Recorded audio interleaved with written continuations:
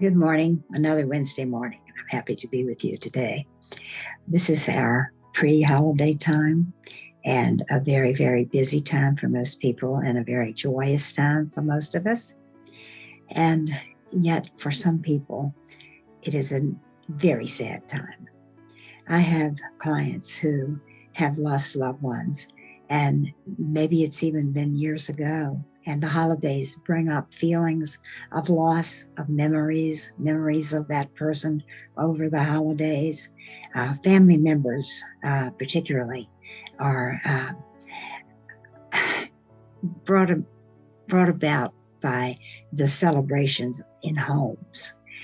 So many of us have the Christmas trees and the presents and the dinners in homes. Some of us go out to restaurants to celebrate with our families, but many of us just make it a very, very close home holiday. And so naturally, memories are going to come up, and that applies to any of us who have lost someone, those of us who've lost parents. It's a time when ancestors are important. You know, in this culture, we don't focus so much on ancestors, but there are many cultures who do. There are many cultures who have a lot of focus on ancestors in their spiritual life. And so really what I want to do today is to read a little bit from a book that I recommend for my clients. And it is something that has to do with loss. And the title of the book is Healing After Loss. And I would recommend it. It comes as a daily meditation book, and it comes for working through grief. And it's written by Martha Hickman, and you can buy it at any bookstore. But it's certainly something that we need to be aware of, is that we need quiet time and meditation time. So this is in a way something that will help with the turmoil of the holidays. If that's how it feels for you, which it very well may, if you have strong memories coming up of losses. I'd like to read from this little book. There's a quote from Victor Hood. Have courage for great sorrows of life and patience for the small ones. And when you have laboriously accomplished your daily task, go to sleep in peace. God is awake. We feel the weight of grief so heavily. There are tasks to perform.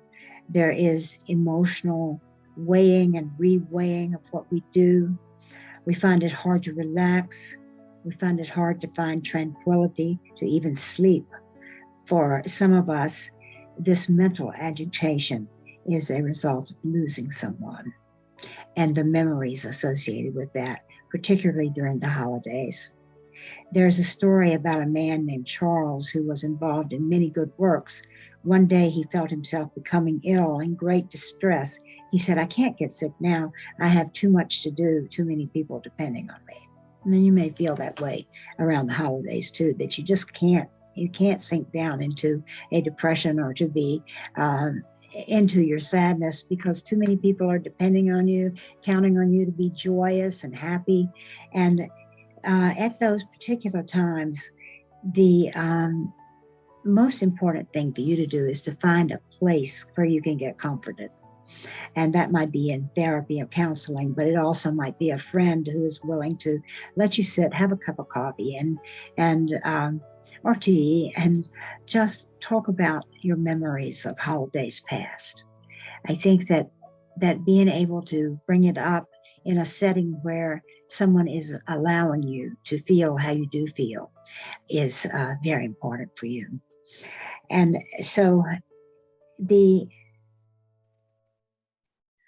little story that we're talking about is one in which a person feels like that it's not a good time to express any kind of illness or sickness that other people are counting on him. And then he goes on to say he had a dream in which he saw the Lord God Almighty pacing the floors in heaven, wringing his hands out and saying, "What shall I do? What shall I do?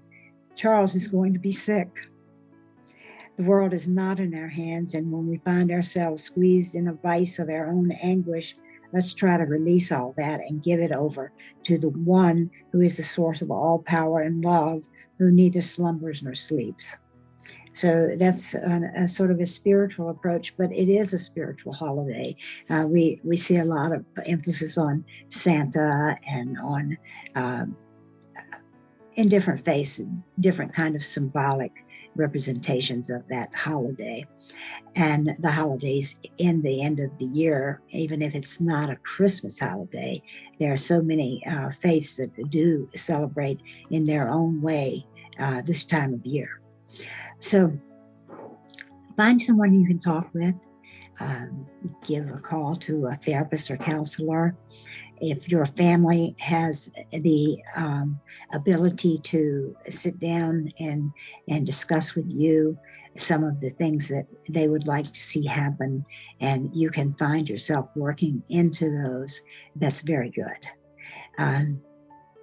Maybe it's something that you can have both of, the joy with your family and also the remembrance of those who have passed on. So I'll quit there for today, but next week we will be continually supporting you as you go through the holidays and celebrating with you for those of you who have joy in your hearts for these months that are coming up. All right, so I'll see you next week with another topic.